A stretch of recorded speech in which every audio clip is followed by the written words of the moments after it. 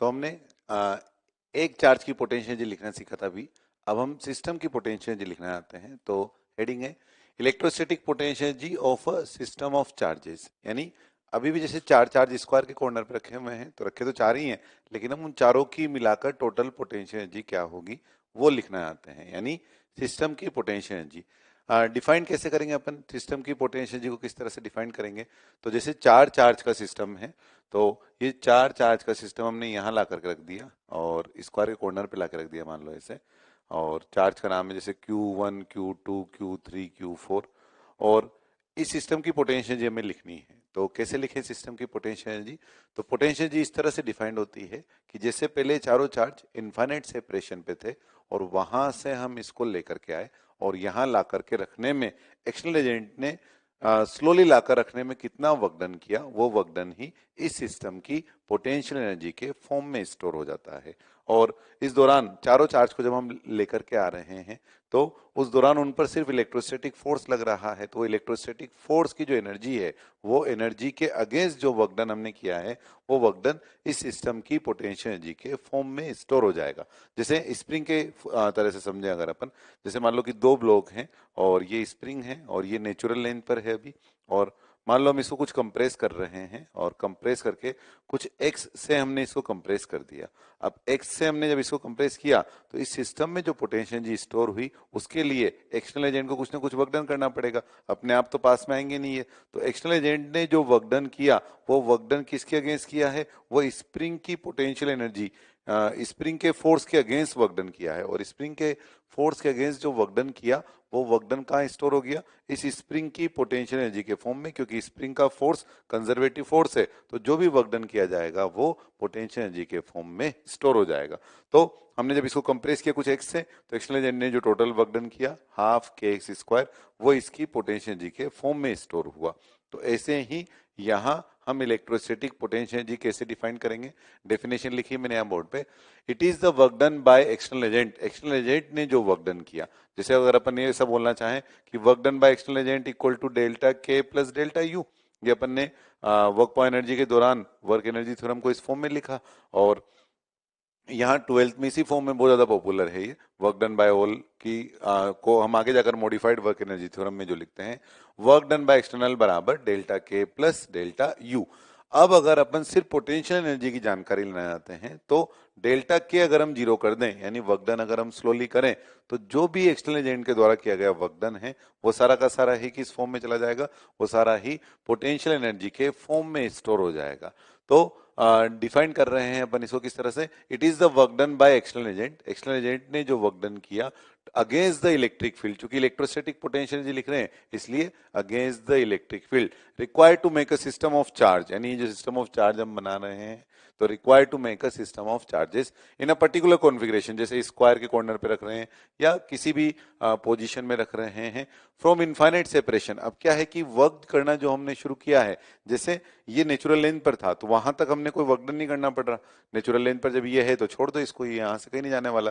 लेकिन अगर हम इसे नेचुरल लेंथ से कंप्रेस करके ले जा रहे हैं, तो यहां से यहां तक वर्क डन करना पड़ा। ऐसे ही पहले इन पर कहां पर रखे हों ताकि कोई फोर्स नहीं लग रहा हो, तो ये अगर इनफाइनाइट सेपरेशन पर है, तो इनके बीच में कोई फोर्स नहीं लग रहा होगा। अब अगर हम इनको इनफाइनाइट वाली पोजीशन से लेकर के आ रहे हैं, तो इलेक्ट्रिक फील्ड के अगेंस्ट जो वर्क डन करना पड़ रहा है, वो वर्क डन एक्सटर्नल एजेंट ने जो किया, वो कहां पर स्टोर हो जाएगा? In terms of potential energy.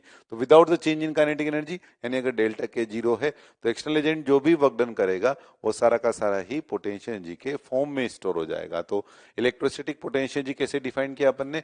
Electrostatic potential energy external agent द्वारा इस कॉन्फ़िगरेशन को बनाने में जो वर्क डन किया, स्लोली वर्क लाने में जो वर्क डन किया है, ये वर्क डन इस सिस्टम की पोटेंशियल एनर्जी के फॉर्म में स्टोर हो जाएगा। अच्छा, अपन ने यहाँ पर ये और लिखा है against the internal conservative force, that is against the internal electric field, क्योंकि यहाँ पर जो भी फोर्स लग रहे हैं वो इस सिस्टम के लिए इंटरनल फोर्स हो गए, तो इसलिए इंटरनल इलेक्ट्रिक फील्ड। वैसे भी पोटेंशियल एनर्जी जो है वो दो चार्ज सिस्टम या दो जनों के लिए ही डिफाइन कर रहे होते हैं, तो फोर्स उनका इंटरनल बन रहा होता है, तो इसलिए इंटरनल कंजर्वेटिव फोर्स के अगेंस्ट किया गया जो वर्क डन है, वो पोटेंशियल एनर्जी के फॉर्म में स्टोर हो जाता है।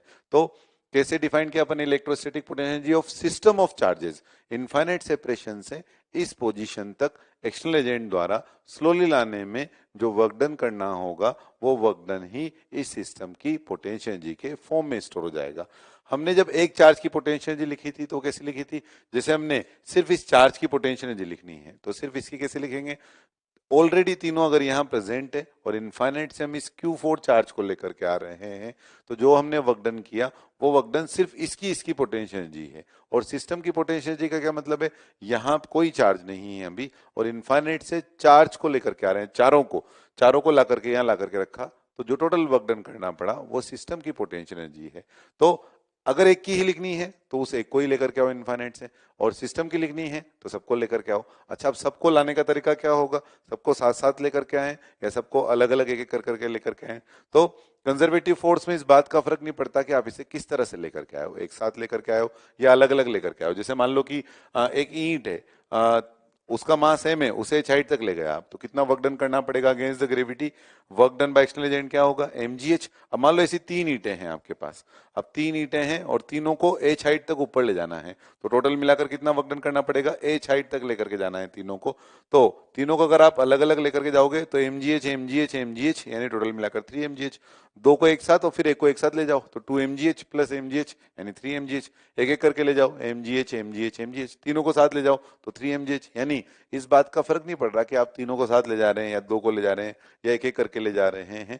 कंजर्वेटिव फोर्स के अगेंस्ट वर्क डन में तीनों को साथ ले जाओ चाहे एक एक करके ले जाओ, उससे फर्क नहीं पड़ रहा। तो ऐसे ही यहाँ पर भी इस सिस्टम को बनाने में जो वर्क डन हमको करना पड़ रहा है वो कैसे करें अपन, आप चाहो तो चारों को साथ साथ ले आओ, चाहो तो दो को एक साथ ले आओ, एक को एक साथ ले आओ या चारों को अलग अलग ले आओ।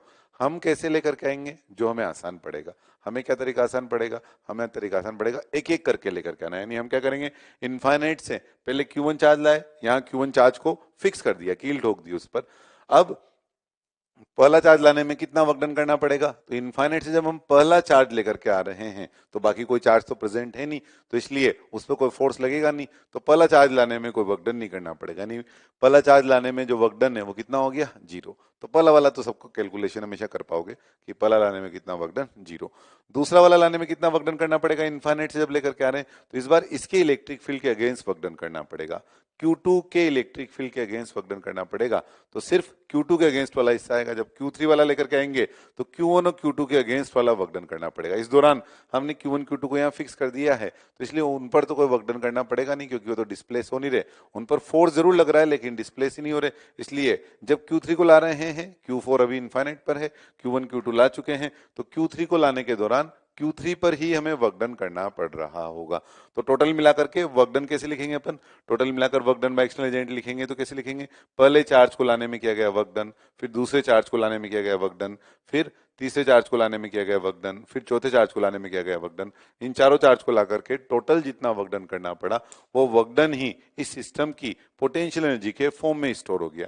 ये जो डेल्टा यू हमने लिखा है, you final minus U initial, इसमें यू इनिशियल पोजीशन अपन ने कौन सी ली है, कहां से ली है, ये वाली पोजीशन हमने इनफाइनाइट से ली है, क्योंकि इनफाइनाइट की पोटेंशियल जी को हम 0 मान सकते हैं। तो जब हमने उसको इन गिवन कॉन्फ़िगरेशन वाली पोजीशन पे लाके रखा तो जो हमने वर्क डन किया वो उस सिस्टम की पोटेंशियल एनर्जी के बराबर हो गया।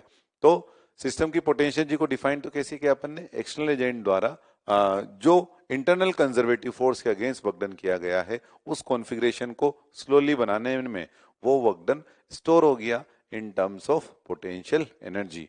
और इलेक्ट्रोस्टैटिक्स में जब हम इनकी पोटेंशियल लिख रहे होंगे सिस्टम की तो कैसे लिखेंगे, एक एक चार्ज को उस पोजीशन पे लाके रखेंगे और हर एक को अलग अलग वर्क डन जोड़ते जाएंगे। इस तरह से हम सिस्टम की पोटेंशियल एनर्जी लिखा करेंगे, सिस्टम की potential energy. Potential energy of system of charges की बात कर रहे हैं अपन। तो जैसे मान लो 3 चार्ज का सिस्टम है और हमें इसकी पोटेंशियल एनर्जी पता लगानी है और हमने इसको इक्विलेटरल ट्रायंगल के कॉर्नर पर चार्ज रख दी। जैसे ये है Q1, ये है Q2 और ये वाला है Q3, और ये सेपरेशन A, ये वाला भी A और ये वाला भी A, और हमें इसकी पोटेंशियल एनर्जी निकालनी है। सिस्टम की पोटेंशियल एनर्जी को अपन दो पार्ट ब्रेक कर रहे हैं, पॉइंट चार्ज सिस्टम और continuous charge system. Point charge system के लिए पहले निकालें, फिर कंटिन्यूअस चार्ज सिस्टम के लिए निकालेंगे। तो पॉइंट चार्ज सिस्टम के लिए जैसे 3 चार्ज ले लिए अपने, 3 पॉइंट चार्ज और इक्विलेटरल ट्रायंगल के कॉर्नर पर रख दिए, तो अगर हमें इसकी पोटेंशियल एनर्जी लिखनी है यू सिस्टम, तो वो कैसे डिफाइन करेंगे अपन, यू सिस्टम डिफाइन करने का तरीका क्या देखा अपन ने कि एक्सटर्नल एजेंट द्वारा इनफाइनाइट सेपरेशन से इस कॉन्फ़िगरेशन तक लाने में, स्लोली लाने में एक्सटर्नल एजेंट ने कितना वर्क डन किया, वो सिस्टम की पोटेंशियल एनर्जी है। और हमने ये भी डिसाइड किया था अभी कि हम एक एक करके चार्ज को ले आएंगे, पहले पहले को ले आएंगे इनफाइनाइट से, फिर दूसरे को ले आएंगे, फिर तीसरे को ले आएंगे, और इस तरह से सिस्टम की पोटेंशियल एनर्जी लिख देंगे। तो जैसे यहाँ 3 चार्ज सिस्टम है, इसकी पोटेंशियल एनर्जी लिखनी है अपने को, तो कैसे लिखेंगे? W1 पहला चार्ज लाने में वर्क डन, और W2 दूसरा चार्ज लाने में वर्क डन, W3 तीसरा चार्ज लाने में एक्सटर्नल एजेंट द्वारा किया गया वर्क डन। अब पहला चार्ज लाने में कितना वर्क डन करना पड़ेगा, तो work done by external agent कैसे लिखते हैं अपन? From infinite to position P। इसके लिए क्या फॉर्मूला लिखते हैं अपन? यह है Q into Vp minus V infinite. इस तरह से अपन work done by external agent लिख रहे होते हैं, और इसमें वी इनफाइनाइट की जो वैल्यू है वो 0।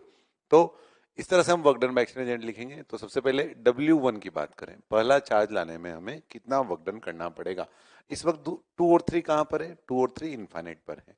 तो Q1 वाले चार्ज को लेकर के आए अपन। तो जब हम इनफाइनाइट से Q1 को लेकर के आ रहे हैं, तो अगेंस्ट में कोई फील्ड ही नहीं है जिसका फोर्स लगे, तो हमें कोई वर्क डन ही नहीं करना पड़ेगा। या ऐसे बोल दो यहां से, तो Q1 तो जो है चार्ज ला रहे हैं अपन, और जहां लाके रखा है वहां बाकी के कारण पोटेंशियल, लेकिन बाकी वाली पोजीशन पे तो कुछ है ही नहीं, क्योंकि Q2 Q3 तो भी इनफाइनाइट पर है। तो इसलिए Vp की वैल्यू क्या हो गई? 0, और V इनफाइनाइट की वैल्यू क्या? 0। तो इसलिए पहला चार्ज लाने में वर्क डन 0, पहला चार्ज लाने में हमेशा वर्क डन 0 रहेगा, क्योंकि अगेंस्ट में कोई होगा ही नहीं। तो W1 तो आप हमेशा आसानी से निकाल सकते हो। अब दूसरा चार्ज लाने में वर्क डन W2, तो Q2 तो चार्ज, और यहां बाकी के कारण पोटेंशियल। तो अभी Q3 तो इनफाइनाइट पर है, Q2 लेकर के आए हैं, तो Q2 तो चार्ज, और यहां बाकी यानी Q1 के कारण पोटेंशियल कितना बना? वो बना KQ1 बाई ए, और V इनफाइनाइट कितना? 0। तो ये क्या हो गया? KQ1 Q2 अपॉन ए। और W3 लिखना चाहे तो तीसरा चार्ज लाने में वर्क डन Q3, और यहां बाकी के कारण पोटेंशियल यानी Q1 और Q2 के कारण पोटेंशियल। तो कितना हो गया? KQ1 बाई ए और प्लस KQ2 बाई ए। अब टोटल मिलाकर के वर्क डन की बात करें अगर अपन, तो टोटल मिलाकर work done W1 plus W2 plus W3 यहाँ लिखें, तो इससे हमें सिस्टम की पोटेंशियल एनर्जी पता लग जाएगी। तो U सिस्टम कितना हो गया? ये हो गया W1 plus W2 plus W3, तो ये हो गया अपने पास KQ1 Q2 अपॉन ए प्लस KQ1 Q3 अपॉन ए, और प्लस KQ2 Q3 अपॉन ए। इस तरह से अपन ने पोटेंशियल एनर्जी लिख दी इसकी। यू सिस्टम, सिस्टम की पोटेंशियल एनर्जी अलग अलग चार्ज को लाने में जो वर्क डन किया, ये सिस्टम की 3 चार्ज सिस्टम की पोटेंशियल एनर्जी हो गई। अच्छा, ये 3 चार्ज वाला पहले किया अपन ने, potential energy of system of charge में 3 चार्ज वाला पहले किया। अब मान लो 2 चार्ज वाला आप करके देखते हैं अपन नेक्स्ट एग्जाम्पल में, ये कि 2 चार्ज Q1 और Q2 अगर एक दूसरे से R सेपरेशन पर हैं, तो इस सिस्टम की पोटेंशियल एनर्जी क्या होगी, है ना। ये पहला सवाल मान लो, इसको एग्जाम्पल 1 और इसको 2 बोल देता हूं। तो इस कॉन्फ़िगरेशन को बनाने में जो वर्क डन हमें करना पड़ेगा वो कितना, तो यू सिस्टम लिखना जा रहे हैं अपन। तो यू सिस्टम बराबर क्या लिखेंगे? W1 plus W2। W1 plus W2 में पहला चार्ज लाने में कितना वर्क डन करना पड़ेगा? जब Q2 इनफाइनाइट पर है, तो Q1 को लाने में कितना वर्क डन करना पड़ेगा? 0। और Q2 को लाने में कितना वर्क डन करना पड़ेगा? Q2 चार्ज और Vp माइनस वी इनफाइनाइट। तो Q2 वाली पोजीशन पर पोटेंशियल वो कितना बना? वो बना KQ1 अपॉन R, और ये 0। तो यहां से U सिस्टम जो बना है वो कितना बन गया? U system equal to KQ1 Q2 upon R। ये किसका आंसर आया है? ये 2 चार्ज सिस्टम का आंसर आया है। जब 2 चार्ज एक दूसरे से R सेपरेशन पर हो, तो उस सिस्टम की पोटेंशियल एनर्जी कितनी होगी? सिस्टम की Q1 Q2 चार्ज सिस्टम की, 2 चार्ज Q1 Q2 अगर एक दूसरे से R सेपरेशन पर हो, तो उस सिस्टम की जो पोटेंशियल एनर्जी बनी है वो क्या बनी है? U system is equal to KQ1 Q2 upon R। इसे अपन इंटरेक्शन पोटेंशियल एनर्जी भी बोलते हैं। यू इंटरेक्शन, 1 और 2 के बीच इंटरेक्शन के कारण जो पोटेंशियल एनर्जी है, फोर्स होगा तो पोटेंशियल एनर्जी होगी, फोर्स कंजर्वेटिव फोर्स है तो उसे करस्पॉन्डिंग पोटेंशियल एनर्जी है। तो जो पोटेंशियल एनर्जी बनी है, 2 चार्ज, 2 पॉइंट चार्ज एक दूसरे से R सेपरेशन पर हैं, तो इसको अपन ने नाम दे दिया U12 का। ये जो पोटेंशियल एनर्जी बनी है इसको अपन ने U12 भी बोल दिया। ये जो सिस्टम की पोटेंशियल एनर्जी है KQ1 Q2 upon R, U12 यानी इंटरेक्शन पोटेंशियल एनर्जी। तो अब ये वाला एग्जांपल करने के बाद वापस इस पे लौट के आते हैं कि इसको भी इस तरह से लिख सकते हैं क्या अपन इंटरेक्शन पोटेंशियल एनर्जी के टर्म में। तो यू सिस्टम यहाँ लिखना चाहें तो क्या बनेगा, यू सिस्टम इक्वल टू, इसे क्या बोल सकते हैं अपन, K Q one Q two by A यानी U one two, K Q one Q three by A यानी U one three, K Q two Q three by A यानी U two three. तो इंटरेक्शन पोटेंशियल एनर्जी को हम इस तरह से भी लिख दिया हमने। ये लिखने का क्या फायदा हुआ, ये लिखने का फायदा हुआ कि हम आगे से चाहें तो अलग अलग वर्क डन लिखने की जगह हम सीधा इंटरेक्शन पोटेंशियल एनर्जी लिखने का सोचें। देखो इसमें जो इंटरेक्शन पोटेंशियल एनर्जी लिखी गई है इसमें कितनी टर्म्स आई हैं, सबसे पहले नंबर ऑफ टर्म्स देखना चाहें तो नंबर ऑफ टर्म्स चेक कर सकते हैं आप। देखो 3 चार्ज का सिस्टम अगर है तो पहला चार्ज लाने में कितना वर्क डन करना पड़ा, तो उसमें कितनी टर्म आई, 0, उसमें कोई टर्म नहीं आई। दूसरा चार्ज लाने में कितना वर्क डन करना पड़ा, उसमें कितनी टर्म आई, उसमें 1 टर्म आई। तीसरा चार्ज लाने में कितना वर्क डन करना पड़ा, उसमें कितनी टर्म आई, तीसरे वाले में 1 और 2, 2 टर्म आई। चौथा चार्ज, अगर मान लो 4 चार्ज का सिस्टम होता तो कितना वर्क डन करना पड़ता, तो चौथा चार्ज लेकर के आने 3 ऑलरेडी प्रेजेंट है तो चौथा चार्ज तो यहाँ कॉमन में चल रहा है और 3 ऑलरेडी प्रेजेंट है तो उन तीनों करंट पोटेंशियल, तो 3 वो टर्म आ जाती।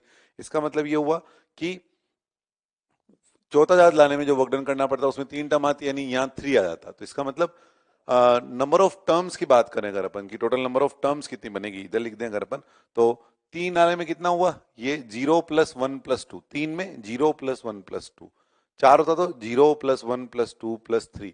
अगर n चार्ज का सिस्टम होता तो 0 प्लस 1 प्लस 2 प्लस 3 n तक, तो इधर n माइनस 1 तक जाता और n माइनस 1 तक का समेशन कितना होता, n माइनस 1 तक का 1 2 3 से लेकर n माइनस 1 तक टर्म का समेशन वो होता n माइनस 1 बाई 2। तो नंबर ऑफ टर्म्स की बात करें अगर अपन, नंबर ऑफ टर्म्स, तो number of terms n minus 1 by 2 का यूज करके क्रॉस चेक कर सकते हैं आगे से, या नंबर ऑफ टर्म्स को अपन क्या और बोल सकते हैं, nc2 यानी n माइनस 1 बाई 2। तो ये तो नंबर ऑफ टर्म्स चेक करने का तरीका हो गया। अब ये जो लाइन लिखी है ये वाली u12 u13 u23, इसकी मदद से हम आगे से सीधा यहां से शुरू कर सकते हैं क्या, ये जानना चाहते हैं। यानी हम सिस्टम की इंटरेक्शन पोटेंशियल एनर्जी लिखना चाहते हैं तो उसके लिए इसका सीधा यूज कर सकते हैं क्या। तो देखो इसको ऐसे लिखूंगा मैं u12 और ये क्या है, ये 1 की सबके कारण पोटेंशियल एनर्जी, और ये u23 यानी अगर अपन इसकी सिस्टम की पोटेंशियल एनर्जी लिख रहे हैं तो ये है, ये जो टर्म लिखी हुई है इसे हम लिख सकते हैं sum of all interaction potential energy, sum of all interaction potential energy, सभी इंटरेक्शन पोटेंशियल एनर्जी का summation, such that no term get repeat, such that no term get repeat, कोई सी भी टर्म जो है वो रिपीट ना हो। तो सम ऑफ इंटरेक्शन पोटेंशियल एनर्जी के मदद से भी हम इसको लिखेंगे कैसे, देखो 3 4 सिस्टम में कोई टर्म रिपीट नहीं होनी चाहिए, तो अगली बार से यू सिस्टम जब आएगा तो कैसे लिखोगे, सभी की पॉसिबल इंटरेक्शन पोटेंशियल एनर्जी लिखनी है ना, 1 2 2 3 1 3, तो 1 से शुरू करते हैं ना, तो 1 की किस किस के कारण बनेगी, 1 की 1 के कारण तो होगी नहीं, खुद के कारण तो पोटेंशियल एनर्जी होगी नहीं, क्योंकि खुद के कारण खुद का तो फोर्स लगता नहीं है। तो 1 की 2 के कारण यानी कितना 1 2, और फिर 1 का और तीसरा चार्ज प्रेजेंट है तो क्या 1 3, तो u13। अब 2 की बारी आई तो u21, 2 1 कोई टर्म रिपीट नहीं होनी चाहिए, तो u21 आ चुका है 1 2 नाम से, u22 वो कुछ होगा नहीं, u23 तो u23 लिख दिया, और फिर आगे u3 के लिए लिखना चाहे तो u31 u13 आ चुका है, u32 u23 आ चुका है, u33 वो कुछ होगा नहीं। तो ये जो अपने लिखी है नंबर ऑफ टर्म्स, इसको चेक कर लो फिर यहां से nc2 से कि 3c2 is same as 3c1, 3c1 is 3, तो नंबर ऑफ टर्म जो है वो हो गई 3।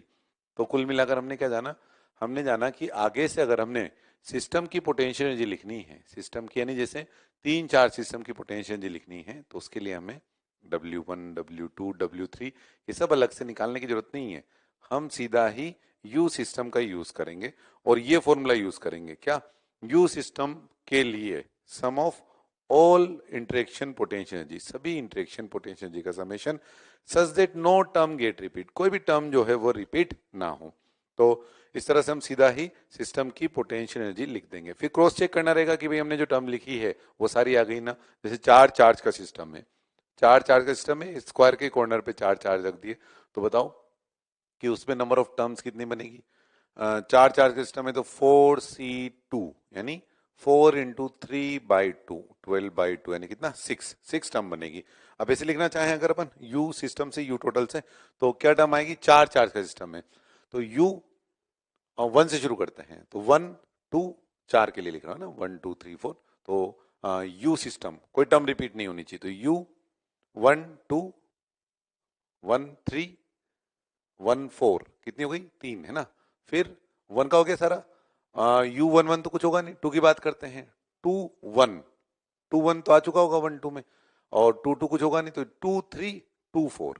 फिर 3 के लिए U 3 से छोटा वाला नंबर आ चुका होगा तो 3 4 से शुरू कर सकते हैं सीधा 3 4 तो U सिस्टम कितना हो जाएगा U 1 2 1 3 1 4 फिर 2 3 2 4 फिर 3 4 6 आई और 4C2 से आप चेक कर सकते हैं 6 टर्म्स आई। तो इस तरह से नंबर ऑफ टर्म हम सीधा ही लिख सकते हैं। तो हमें इस बात का ध्यान रखना रहेगा U system is equal to sum of all interaction potential energy such that no terms get repeated. Point charge system के लिए सिस्टम की जब भी हमें पोटेंशियल एनर्जी लिखनी है तो अब W1 W2 W3 W4 ये नहीं लिख करके सीधा ही क्या लिखेंगे U सिस्टम में U 1 2 1 3 1 4 1 5 फिर 2 की 2 3 2 4 2 5 2 6 फिर 3 की 3 4 3 5 इस तरह से। और जो भी डिजिट आएगा जैसे 3 तो 3 के छोटा वाला नंबर तो आ चुका होगा तो उसके आगे वाले नंबर के ही आ रहा होगा यानी 3 में 3 4 3 5 3 6 इस तरह से potential energy of system of charges में तीन चार्ज सिस्टम का पोटेंशियल एनर्जी हुआ। अब हम चार चार्ज का पोटेंशियल एनर्जी लिख के देखते हैं। इलेक्ट्रोस्टैटिक पोटेंशियल एनर्जी चार चार्ज सिस्टम के लिए लिखना चाहें अपन जैसे स्क्वायर के चार कॉर्नर पर अपन ने चार इक्वल चार्ज रख दिए, सभी का वैल्यू स्मॉल q है, नाम 1 2 3 4 दे दिया अपन ने और ये डिस्टेंस a है तो हमें सिस्टम की पोटेंशियल एनर्जी लिखनी है U सिस्टम। तो अब W1 plus W2 plus W3 plus W4 एक तरीका तो वो था ही, लेकिन अब हमने कहा कि हम सीधा ही सिस्टम की potential energy interaction potential energy की मदद से लिख देंगे। तो इंटरेक्शन पोटेंशियल एनर्जी की मदद से लिखना चाहें तो क्या बनेगा इसका U सिस्टम इक्वल टू किस तरह से लिखना है ताकि कोई टर्म रिपीट ना हो। तो कोई टर्म रिपीट ना हो तो U 1 से शुरू करें तो क्या बनेगा 1 2 1 के कारण सबकी इंटरेक्शन पोटेंशियल एनर्जी और such that no term get repeat कोई टर्म रिपीट नहीं होनी चाहिए है ना। तो 1 2 ये हो गया, फिर इसके बाद 1 3 और फिर 1 4 1 की सबके कारण आ गई। अब 2 की बारी तो 2 1 जो भी लोअर नंबर है ना तो आ ही चुका होगा 2 1 क्योंकि कोई टर्म रिपीट नहीं होनी चाहिए तो 2 1 आ चुका होगा 2 2 कुछ होगा नहीं तो उससे हाइयर नंबर यानी 2 3 और 2 4 और फिर इसके बाद 3 के लिए 3 4। अब नंबर ऑफ टर्म चेक कर लो, number of term NC2 4C2 4 × 3/2 12/2 यानी 6 नंबर ऑफ टर्म आनी चाहिए, चेक कर लो 1 2 3 4 5 एंड 6 नंबर ऑफ टर्म हो गई।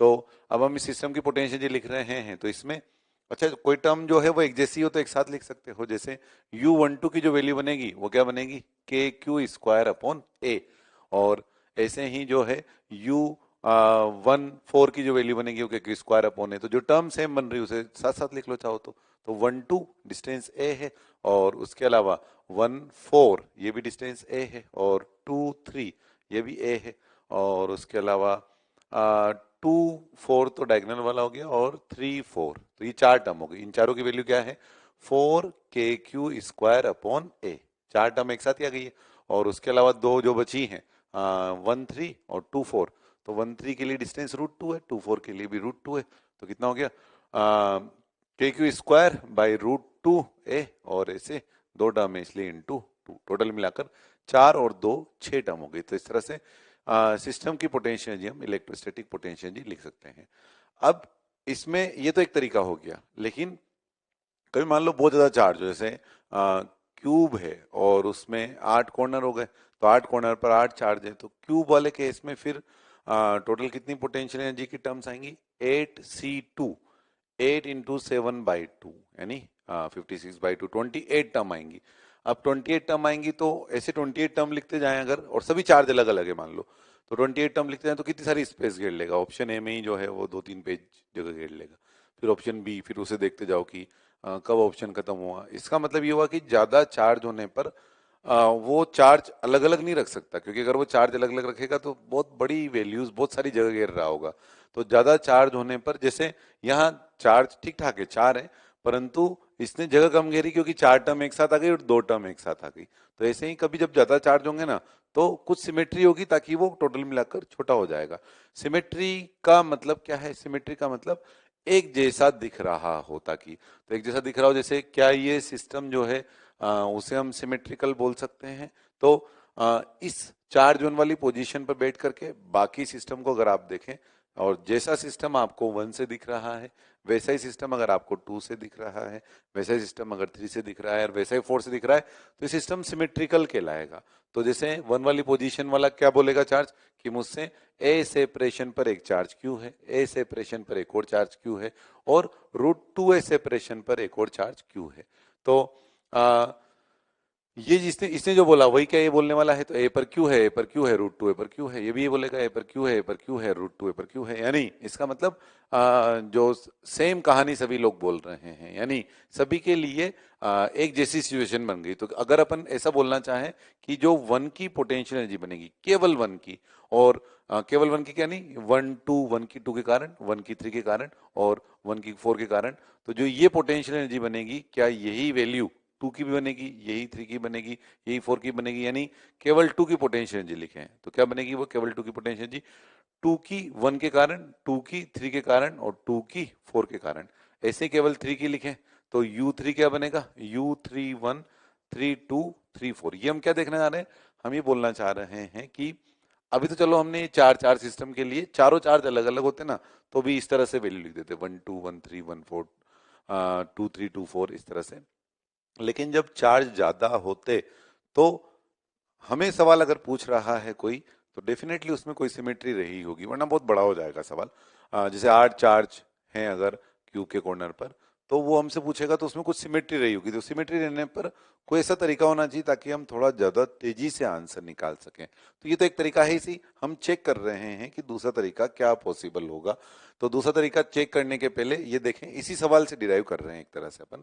तो इसमें हमने देखा कि सभी की पोटेंशियल एनर्जी सिर्फ एक की बाकी सबके कारण वो एक जैसी आ रही है क्या? यानी जैसे U1 की जो वैल्यू बनेगी 1 2, यानी KQ² by A 1 4, KQ² by ए, और KQ² बाई √2a 1 3, यही वैल्यू इसमें बन रही है, यही वैल्यू इसमें बन रही है, ये U3 बनेगी और यही U4 बन जाएगी। तो U4 की वैल्यू यानी क्या? U4 1 4 2 और 4 3। तो यही वैल्यू की बन रही है, तो चारों एक जैसे हैं, यानी U1 U2 U3 U4 सभी एक जैसे हैं। यानी U2 का नाम भी क्या डाल सकते हैं अपन? U1। U3 का नाम भी क्या डाल सकते हैं? U1। और U4 का नाम भी क्या डाल सकते हैं? U1। इन सभी का नाम अगर अपन U1 डाल सकते हैं, चारों का ही नाम अगर U1 डाल सकते हैं, तो फिर हमें केवल U1 ही निकालना रह जाएगा। तो क्या करें, इस वाले आंसर में अगर ये पूरा ही U1 के टर्म में कन्वर्ट हो पाए, तो ऐसा कुछ करें U1 के टर्म में कन्वर्ट हो जाए। लेकिन अगर अपन इसको सबको U1 के टर्म में कन्वर्ट करना चाहते हैं, यानी U1 U2 U3 U4 को सबको U1 लाना चाहते हैं, तो U2 और U3 और U4 लिखें। तो इसमें देखो नंबर ऑफ टर्म्स कितनी बन रही है चारों का मिला करके, ये है 3, ये है 3 6 3 9 3 12, 12 टर्म बन रही है। अच्छा, ये कितनी बन रही है? ये वाली 6 बन रही है। तो अगर इसको यहां लाना है अपने को, तो कैसे पॉसिबल हो पाएगा?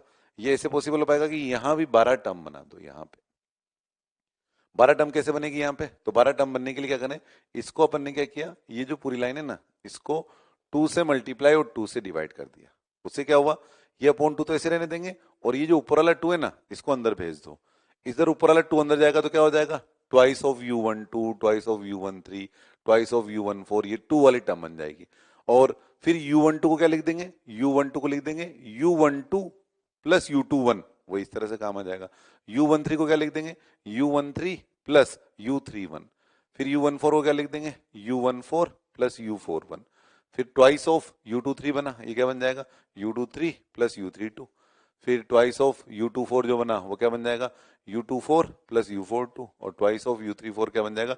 U34 plus U43। सारी टर्म आ गई। तो ये 2 ऊपर चला गया तो साथ में सारी टर्म आ गई, लेकिन ये अपॉन में 2 बचा रह गया।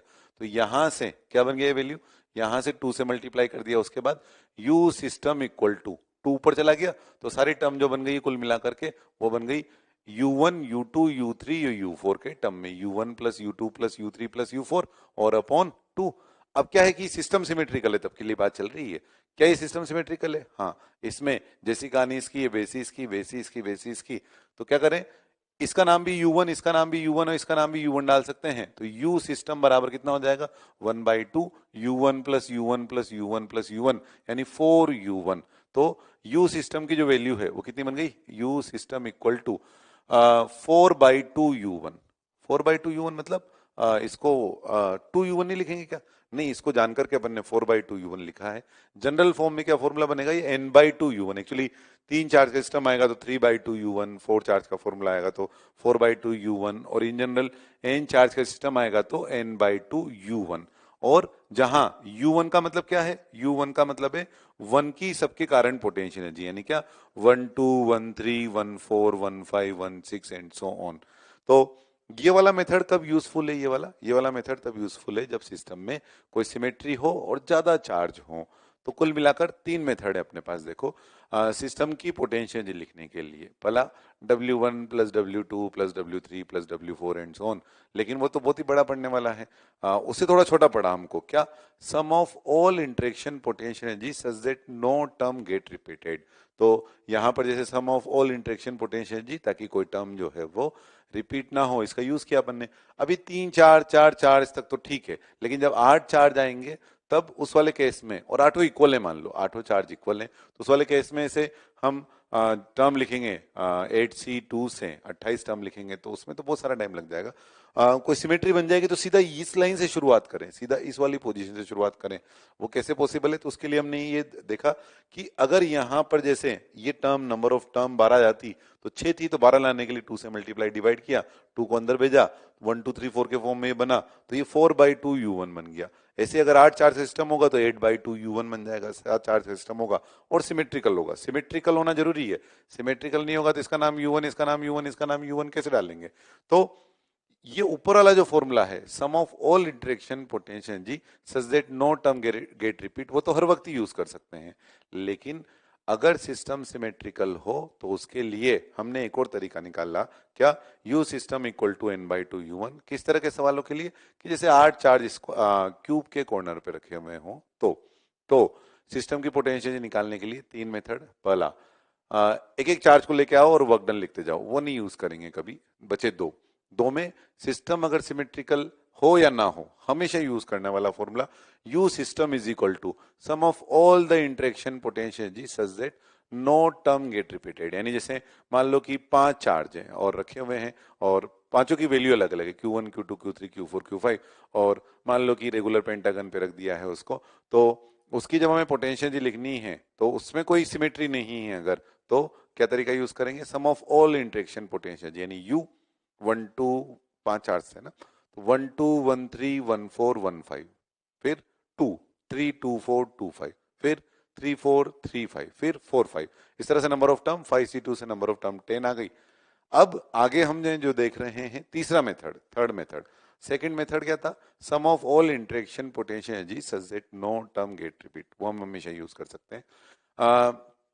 लेकिन सिस्टम सिमेट्रिकल हो तो थोड़ा छोटा मेथड पढ़ने का तरीका हो जाएगा, N/2 इंटू U1।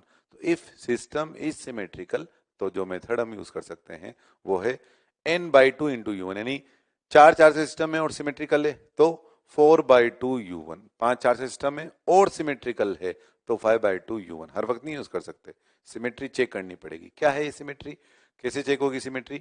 सिमेट्री ऐसे चेक होगी कि जैसे यहाँ गए, इससे कहानी पूछी तो इसने कहा कि भाई ए डिस्टेंस पर एक चार्ज क्यू है, ए पर क्यू है, √2 ए पर क्यू है। फिर इससे पूछी तो ए पर क्यू है, ए पर क्यू है, √2 ए पर क्यू है। इससे पूछा ए पर क्यू है, ए पर क्यू है, √2 ए पर क्यू है। यानी एकदम सेम कहानी सबकी हो, बगैर कोमा चेंज के, मतलब जरा सा भी चेंज नहीं होना चाहिए, तो वो सिस्टम सिमेट्रिकल कहलाएगा। तो सिस्टम सिमेट्रिकल है तो इसके अलावा sum of all interaction potential energy such that no term get repeat के अलावा एक और मेथड जो हम यूज कर सकते हैं वो क्या, N/2 इंटू U1। U1 क्या है, 1 की सबके कारण पोटेंशियल एनर्जी, 1 की सबके कारण, यानी 1 2 1 3 1 4 1 5 जितने भी उसमें चार्ज हैं, 1 की सबके कारण पोटेंशियल एनर्जी।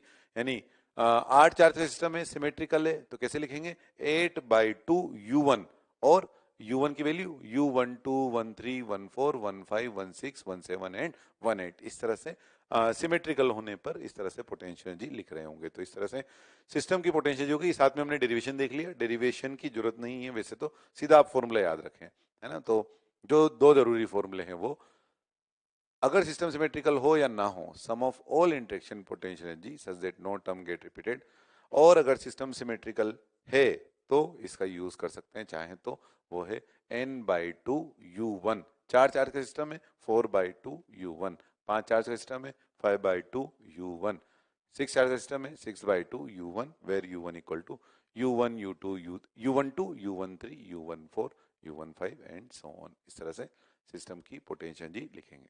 ये छोटा सा example, 3 4 system Q1 Q2 Q3 और इक्विलेटरल एंगल की साइड ए पर रखे हुए हैं और U सिस्टम लिखना है। तो मेनली इस सवाल को देने का उद्देश्य ये है कि क्या आप बता सकते हैं कि सिस्टम सिमेट्रिकल है या नहीं है। इक्विलेटरल ट्रायंगल है तो सिस्टम सिमेट्रिकल है कि नहीं है, अगर इक्विलेटरल एंगल है तो सिस्टम सिमेट्रिकल नहीं है, क्योंकि इन तीनों चार्ज की कहानी एक जैसी नहीं है। जैसे Q1 बोलेगा कि मुझसे a डिस्टेंस पर Q2 है, a डिस्टेंस पर Q3 है। Q2 बोलेगा मुझसे a डिस्टेंस पर Q1 है, जबकि Q1 ने तो बोला ही नहीं था कि मुझसे a डिस्टेंस पर Q1 है। तो सिर्फ साइड सेम हो जाने पर सिमेट्रिकल सिस्टम नहीं हो जाएगा, कहानी एकदम मैच होनी चाहिए। यानी इससे a डिस्टेंस पर Q1 है तो इससे भी a डिस्टेंस पर Q1 होना चाहिए, इसलिए सिस्टम सिमेट्रिकल नहीं है। तो इसको अपन कैसे करेंगे, इसको हम ऐसे करेंगे, sum of all interaction potential energy such that no term get repeat. तो 1 2 1 3 और फिर 2 3, number of term 3c2 3c1 यानी 3, और यहां से कितना बन गया, ये हो गया k q1 q2 upon a plus k q1 q3 upon a और plus k q2 q3 upon a। ये सिस्टम की पोटेंशियल एनर्जी हो गई। तो सिस्टम सिमेट्रिकल तब होता है जब तीनों चार्ज q की वैल्यू जो है वो q के बराबर ही होती, तभी सिस्टम जो है वो सिमेट्रिकल होता। ये रेगुलर हेक्सागन है और इसमें 6 चार्ज रखे हुए हैं और ऑल्टरनेटिव पॉजिटिव नेगेटिव है, plus Q minus Q plus Q minus Q and plus Q minus Q, और हमें इस सिस्टम की पोटेंशियल एनर्जी लिखनी है। तो मेनली पहले पता लगा लें अपन कि ये सिस्टम सिमेट्रिकल है या नहीं है। सेपरेशन ये √3 है और ये यहाँ से यहाँ की ये 2a दे रखी है, वैसे हम निकाल सकते खुद ही कि अगर ये a है और ये a है तो ये √3 और ये 2a होगी ही सही।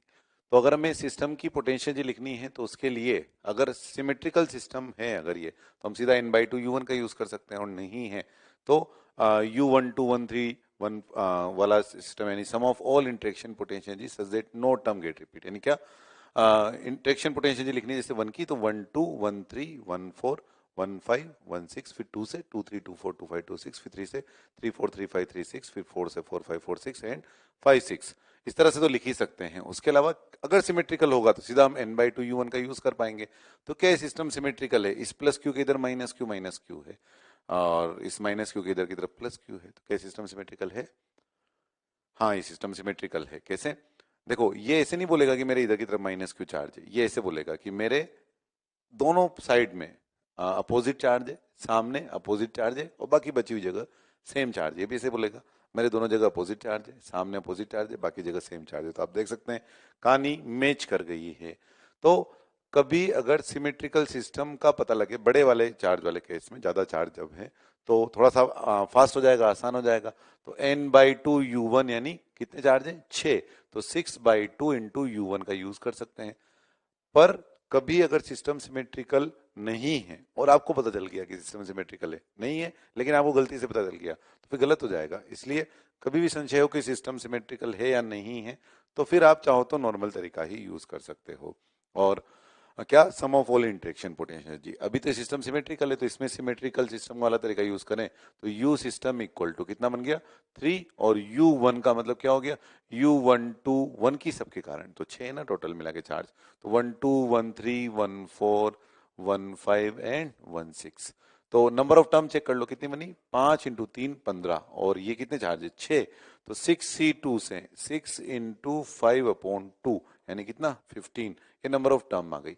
अब u12 u13 इनकी वैल्यूज लिख लो, तो u12 कितना हो जाएगा, ये हो गया माइनस के क्यू स्क्वायर अपॉन ए, और 1 2 के साथ 1 6 भी ये का ये हो जाएगा तो इंटू 2, तो 1 6 भी ये का ये हो गया। और उसके अलावा 1 3 और 1 5 एक जैसा हो जाएगा, तो 1 3 और 1 5 इसके लिए कितना हो जाएगा, ये हो जाएगा +2 इंटू और 1 3 के लिए कितना हो गया, ये हो गया K Q square upon √3a, और 1 4 वाले के लिए कितना हो जाएगा माइनस के क्यू स्क्वायर अपॉन 2a। इस तरह से हम सिस्टम की पोटेंशियल लिख सकते हैं। तो किस तरह से सिमेट्रिकल बोला अपन ने इसमें, इसने जब ये बोला कि मेरे दोनों साइड अपोजिट चार्ज है, सामने अपोजिट है और बाकी जगह सेम है, टर्म यूज किया कि अपोजिट चार्ज और सेम चार्ज, तो प्लस क्यू माइनस क्यू नहीं आया तो सिस्टम सिमेट्रिकल पता लग गया। इस तरह से सिमेट्री होने पर यूज कर सकते हैं।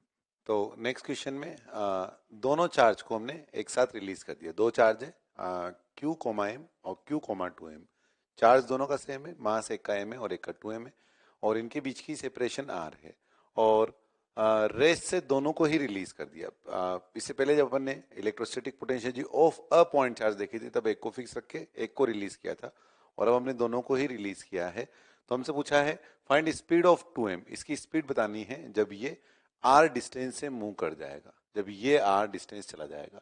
अब जब ये r चलेगा तो ये भी कुछ चल रहा होगा, तो ये कितना चल रहा होगा ये हम बता सकते हैं ऐसे कि अगर हम इन दोनों को सिस्टम ले लें तो इस सिस्टम पर एक्सटर्नल फोर्स 0 है, और इस पूरे सिस्टम पर, और साथ में इनिशियल मोमेंटम जो है वो भी 0 है, क्योंकि हमने इसको रेस से रिलीज किया है। तो इसका मतलब कुल मिलाकर हमें बोल सकते हैं कि सेंटर ऑफ मास का एक्स डायरेक्शन में कोई डिस्प्लेसमेंट नहीं होगा, सेंटर ऑफ मास का एक्स डायरेक्शन में डिस्प्लेसमेंट 0 होगा। इसका मतलब ये हुआ कि अगर ये इधर से r सेपरेशन इधर की तरफ मूव करता है तो इसको इधर की तरफ कितना मूव करना पड़ेगा 2r, ताकि सेंटर ऑफ मास में रहे 2mr m इंटू 2r। और यहां पहुंचने पर अगर इसकी वेलोसिटी v के बराबर है तो यहां पहुंचने पर इसकी जो वेलोसिटी है वो कितनी होनी चाहिए 2v, क्योंकि p इनिशियल 0 है तो मोमेंटम कंजर्वेशन लेना है, तो मोमेंटम कंजर्वेशन लेना है तो इसका मोमेंटम कितना 2mv, तो इसका मोमेंटम भी 2mv बने तो मास m है तो वेलोसिटी 2v, तो इसकी वेलोसिटी जो है वो 2v रही होगी। तो अपन सिस्टम पर एनर्जी कंजर्वेशन लगाए के इनिशियल प्लस यू इनिशियल बराबर के final plus you final on system पर लगा रहे हैं।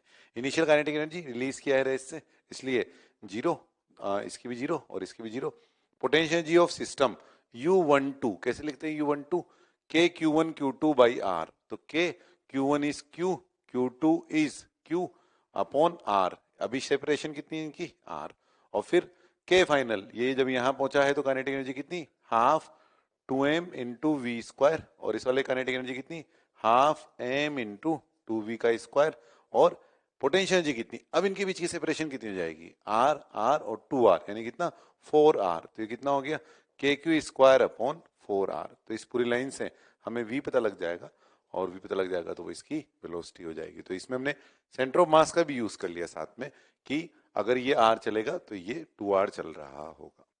ट्राइंगल के 3 कॉर्नर पर चार्ज दिए हुए 3 Q, M अभी फिक्स है, तीनों को फिक्स रखा हुआ है अभी अपन ने, और तीनों का मास सेम है, same charge Q same mass same, और ट्राइंगल के 3 कॉर्नर पर तीनों इक्विलेटरल ट्राइंगल पे हैं, यानी साइड A है। तो हमें सबसे पहले तो U सिस्टम पता लगाना है। तो U सिस्टम तो कितना हो गया K Q square by A plus K Q square by A plus K Q square by A, यानी 3 के क्यू स्क्वायर बाय ए, ये तो गया U सिस्टम। अब नेक्स्ट हमें पता लगाना है work required to decrease the side of triangle to a/2। अभी a साइड पर है, फिर हमें वर्क करके इसको a/2 साइड पर लेकर के आना है। Work required by external agent, तो जब भी रिक्वायर्ड शब्द आए, रिक्वायर्ड का मतलब क्या होता है मिनिमम, मिनिमम मतलब डेल्टा के जो है वो 0। तो एक्सटर्नल एजेंट को कितना वर्क डन करना पड़ेगा 12th पोर्शन में जब भी वर्क एनर्जी की थ्योरम की जरूरत पड़े, हम इस फॉर्म में अधिकतर यूज कर रहे होते हैं इसको, डेल्टा के प्लस डेल्टा यू। और रिक्वायर्ड शब्द का मीनिंग क्या देखा अपन ने, work required to decrease the side to a/2, तो रिक्वायर्ड मतलब डेल्टा के 0 हो गया। डेल्टा यू लिखना है, यानी क्या you final minus U initial, तो फाइनली कितनी साइड पर आना है इसको a/2 पर। अब देखो अपन ने जो सिस्टम की पोटेंशियल जी निकाली थी उसमें 3 के क्यू स्क्वायर बाई ए में, जब ये a साइड पर था तो 3 के क्यू स्क्वायर बाई ए, जब ये a/2 साइड पर होगा तो फिर यहाँ बस एक ही जगह a/2 कर दो। तो बताओ एक ही जगह अगर a/2 कर देंगे तो सिस्टम की पोटेंशियल जी कितनी आ जाएगी 2 पर गया, तो ये गया 6 के क्यू स्क्वायर बाई ए, तो यू फाइनल हो गया 6 के क्यू स्क्वायर बाई ए, और यू इनिशियल कितना है 3 के क्यू स्क्वायर बाई ए। तो वर्क एक्सटर्नल की वैल्यू किसके बराबर आ गई 3 K Q square by A. Work done by external agent equal to 3 K Q square upon A, ये work done by external agent आ गया। अब लास्ट पार्ट क्या है इसका कि if the charges are release from the position shown then find the speed of each particle when they lie on the side of triangle true है। 2a वाली side पर चले जाएं तो देखो क्या है, इस पर जो फोर्स लगेगा इस पर वो इधर की तरफ, इसके कारण जिस पर फोर्स लगेगा वो इधर की तरफ, इन दोनों का मिलाकर नेट इधर की तरफ बना, तो ये ऐसे इस तरह से जा रहा होगा। और इस पर जो फोर्स लगेगा वो इधर की तरफ, इसी कारण जो इसको फोर्स लगेगा इधर की तरफ, तो सिमेट्रिकली ये ऐसे इस तरह से जा रहा होगा। ऐसे ही इस पर फोर्स लगा इधर, इस पर फोर्स इसके कारण लगा इधर, तो नेट ये इधर की तरफ जा रहा होगा। तो ये इस वाले ट्रायंगल पे आ जाएंगे ऐसे थोड़ी देर बाद। तो 2a साइड के जब ट्रायंगल पे आ जाएंगे तो उसकी स्पीड जो है वो क्या होगी, अच्छा तीनों चार्ज और मास सेम है तो हम ऐसा बोल सकते हैं कि अगर इसकी स्पीड v होगी तो इस वाले की स्पीड भी v होगी और इस वाले की स्पीड जो है वो भी v होगी। सिस्टम को हमने रिलीज कर दिया है, रिलीज कर दिया है तो इसका मतलब अब एक्सटर्नल एजेंट तो कोई वर्क डन कर नहीं रहा, सिर्फ इलेक्ट्रोस्टैटिक फोर्स वर्क डन कर रहा है। इसलिए इस थर्ड पार्ट के लिए हम एनर्जी कंजर्वेशन का यूज कर सकते हैं। तो एनर्जी कंजर्वेशन का यूज करें, के इनिशियल प्लस यू इनिशियल बराबर के final plus you final. System के लिए पोटेंशियल एनर्जी लिख रहे हैं, रेस से रिलीज किया है इसलिए इनिशियल काइनेटिक एनर्जी 0 और इनिशियल पोटेंशियल एनर्जी सिस्टम की वो गई 3kq² अपॉन ए। और इसके बाद के फाइनल लिखना चाहें तो के फाइनल एक ही काइनेटिक एनर्जी अगर हाफ mv² है तो उसकी भी हाफ mv², उसकी भी हाफ mv², तो कितना हो गया हाफ mv² और इंटू 3। और पोटेंशियल एनर्जी लिखना चाहें तो यहाँ जो ए साइड थी अब वो 2a साइड पे आ जाएगा, तो यहाँ 2 हो जाएगा, तो कितना हो गया 3kq² अपॉन 2a। फिर इसको इधर भेज दो तो यहाँ से v की वैल्यू पता लग जाएगी। तो इस तरह से हम v की वैल्यू निकाल सकते हैं एनर्जी कंजर्वेशन की मदद से। 8 चार्ज का सिस्टम है, क्यूब पे 8 चार्जेस रखे हुए हैं, सभी चार्ज क्यू सेम है, सभी मास भी सेम है, Q, और हमें एक तो सिस्टम की पोटेंशियल एनर्जी निकालनी है और 2 पार्ट और निकालने हैं वो देखेंगे अभी। सबसे पहले सिस्टम की पोटेंशियल एनर्जी निकालें तो क्या ये सिस्टम सिमेट्रिकल है, तो हाँ, क्योंकि इसके लिए जैसी दुनिया है बाकी वैसे ही इसके लिए है और वैसे ही इसके लिए है, तो इसका मतलब हम सीधा n/2 इंटू u1 का यूज कर सकते हैं। तो u सिस्टम इक्वल टू क्या लिख सकते हैं, u system equal to n/2 into u1 यानी 8/2 इंटू u1 यानी कितना हो गया 4u1। और u1 की वैल्यू लिखना चाहें साथ में तो u1 क्या हो जाएगा, u1 इक्वल टू हो जाएगा u 1 2 1 3 1 4 1 5 1 6 1 7 एंड 1 8।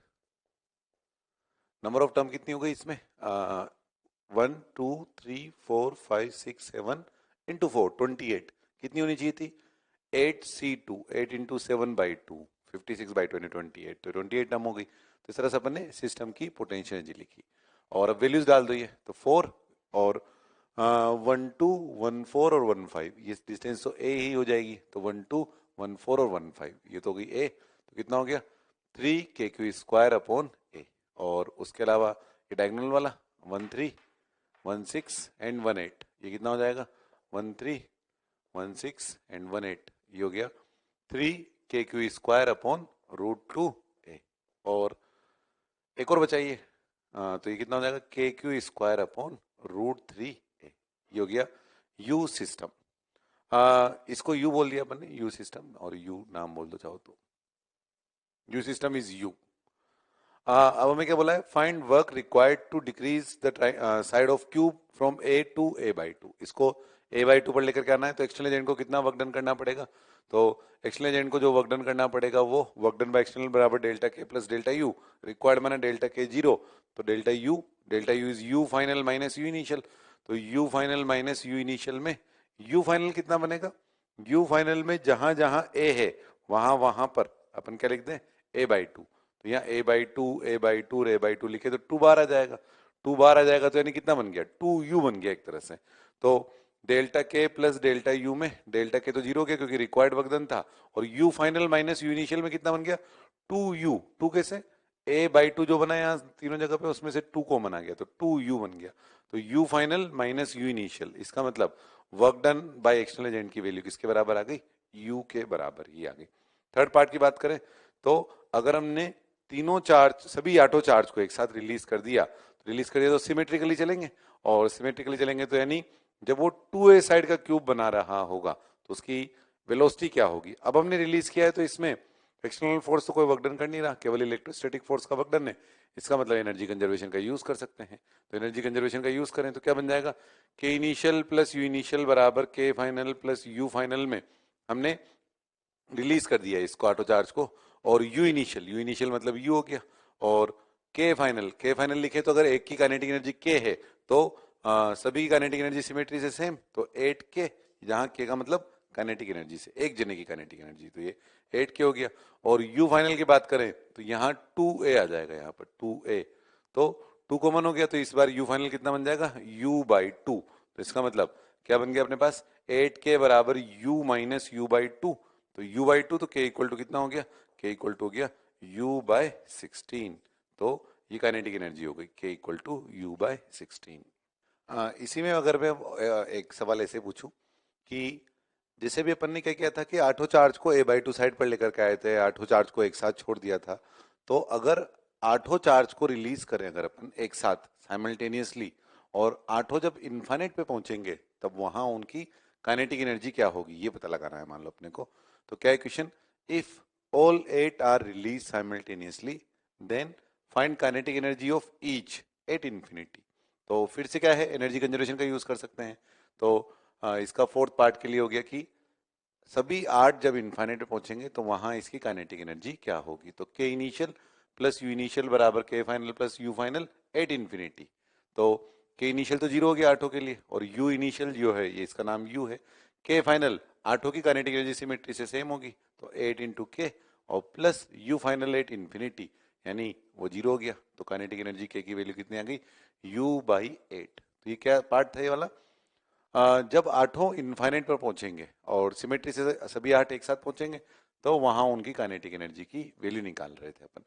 अच्छा, अब इसमें ना एक पार्ट ये है कि मान लो कि सभी आठों चार्ज में से केवल ये वाला चार्ज रिलीज किया अपन ने, केवल एक, बाकी सब फिक्स है इसी पोजीशन पर, तो केवल इस वाले चार्ज को रिलीज किया, तो जब ये इनफाइनाइट पे पहुंचेगा ये वाला चार्ज, तब इसकी काइनेटिक एनर्जी क्या होगी। तो सिर्फ एक को छोड़ा है, सिर्फ एक को, तो जब इनफाइनाइट पर जाएगा तो कितनी टर्म अपने साथ ले जाएगा, अभी कितनी टर्म है, अभी है 7 इंटू 4 28, 28 टर्म है। 28 टर्म में से ये एक जब इनफाइनाइट पे जाएगा तो अपने साथ कितनी टर्म ले जाएगा, नंबर ऑफ टर्म्स बता सकते हैं कि इनफाइनाइट पे जाएगा तो कितनी टर्म लेके जाएगा। तो सिर्फ इस एक पर एनर्जी कंजर्वेशन लगा दें, यानी कि initial of 1, you initial of 1, और के फाइनल ऑफ 1 और यू फाइनल ऑफ 1। तो फाइनली कहां पहुंच रहा है, इनफाइनाइट पर, तो इनफाइनाइट पर ये वाली टर्म तो 0 हो गई, और इनिशियली रिलीज किया है केवल 1 को, तो ये टर्म जो है वो 0 हो गई। तो इस 1 की इनिशियल पोटेंशियल एनर्जी जो है वही वहां इनफाइनाइट पर काइनेटिक एनर्जी होगी। तो बताओ इस 1 की यहाँ पोटेंशियल एनर्जी कितनी थी, उसमें कितनी टर्म आएगी 1 की सबके कारण, यानी कितनी, u 12 13 14 15 16 17 और 18, ये 60 टर्म होंगी इसकी। जब 18 इनफाइनाइट पर जब पहुंचेगा तब उसके बाद 60 टर्म होंगे, यानी 28 में से 60 टर्म वो ले गया। अच्छा, अब ये 1 गया इनफाइनाइट पर, यहां नहीं है वो, ये गया इनफाइनाइट पर, अब 2 वाले को रिलीज कर रहे हैं मान लो, तो 2 वाला जब इनफाइनाइट पर जाएगा तो उसके पास कितनी टर्म होगी, जब 2 वाला इनफाइनाइट पर जाएगा तो उसके पास कितनी टर्म होगी, ये वाला हमने निकाला था, ओनली 1 इज रिलीज और 1 इनफाइनाइट पर पहुंचा, तब उसके पास कितनी टर्म थी, अब ओनली 2 इज रिलीज, और जब वो इनफाइनाइट पे पहुंचेगा तो उसके पास कितनी टर्म होगी। तो फिर से ऐसे कैसे एनर्जी कंजर्वेशन लगा दे, तो इस बार क्या होगा, इस बार 2 3 2 4 2 5 2 6 2 7 2 8 ये टर्म बनेंगी। तो पिछले वाले में जैसे कितनी टर्म आई थी, 3 3 6 और एक साथ, इस बार कितनी टर्म आएंगी, 6 टर्म्स आएंगी, और 6 टर्म्स जो आएंगी वो कौन कौन सी आएंगी, 2 3 2 4 2 5 2 6 2 7 एंड 2 8, ये टर्म्स आ रही होंगी। और एक नेक्स्ट पार्ट ये है अब इसमें कि 1 जो है वो हमने जो छोड़ा था वो इनफाइनाइट पे पहुंच गया, उसके पास कितनी टर्म है, ये 7। 2 जो है वो इनफाइनाइट पे पहुंच गया, उसके पास कितनी टर्म है, 6। तो इनफाइनाइट पर जो 1 की काइनेटिक एनर्जी है और इनफाइनाइट पर जो 2 की काइनेटिक एनर्जी है, इन दोनों की काइनेटिक एनर्जी में डिफरेंस कितना होगा। तो ये जो 7 टर्म है और ये जो 6 टर्म है, इन दोनों का डिफरेंस ले, तो बताओ इनमें से कौन सी टर्म जो है वो इसके पास नहीं है, वो जो टर्म नहीं है इस 2 के पास वो है u12। तो यानी अगर अपन 1 की काइनेटिक एनर्जी इनफाइनाइट पर और 2 की काइनेटिक एनर्जी जो इनफाइनाइट पर है उन दोनों का डिफरेंस निकालें, तो उन दोनों के डिफरेंस में कौन सी एनर्जी आ जाएगी, ये u12 वाली। क्यों, क्योंकि 1 जब इनफाइनाइट पे गया था तब उसके पास 1 2 थी, लेकिन जब 2 इनफाइनाइट पे गया तो उसके पास u21 नहीं थी। तो जो एक टर्म 7 ये और 6 ये में एक टर्म जो डिफरेंट है एक्स्ट्रा, वो कौन सी है, U12, तो 1 जब इन्फाइनाइट पर गया और 2 जब इन्फाइनाइट पे गया तो वहां इन्फाइनाइट पर इनकी काइनेटिक एनर्जी का जो डिफरेंस है वो U12 आया। इसी में चलो एक सवाल पूछूं मैं, जैसे ये क्यूब है और क्यूब की जगह मान लो कि एक ऐसा पॉलीगन होता जिसकी 2020 साइड होती, 2020 साइड होती, और एक चार्ज को हम रिलीज कर देते, केवल एक को, तो 2019 तो यहाँ रहेगा। एक चार्ज जब इन्फाइनाइट पर चला गया तो वहां उसकी काइनेटिक एनर्जी में कितनी टर्म होती, तो उसमें 2019 टर्म होती। ये 8 का था ना, तो एक गया तो इसमें कितनी टर्म थी, 7। और 2020 का है तो उसमें इन्फाइनाइट पे पहुंचने में कितनी टर्म होगी, 2019।